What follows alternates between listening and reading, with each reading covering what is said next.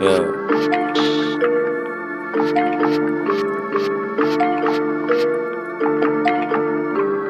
Riddick on the beat.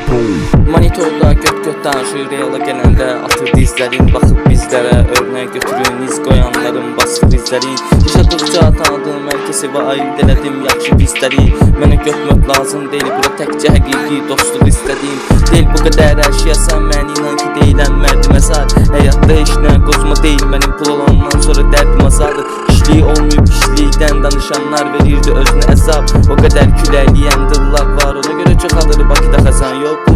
Heç niyə həll eləmir, deyə dərd elədim, mənə fərq eləmir. Sevdiklərim məni tərk eləmədi, mən sevdiklərimi tərk elədim. Gecələr yatmadım, oyaq qaldım, də mövzunu beynimə həkk elədim. Kömək almadım heç kimdən bu vaxtı kimi, hər şeyi mən tək elədim.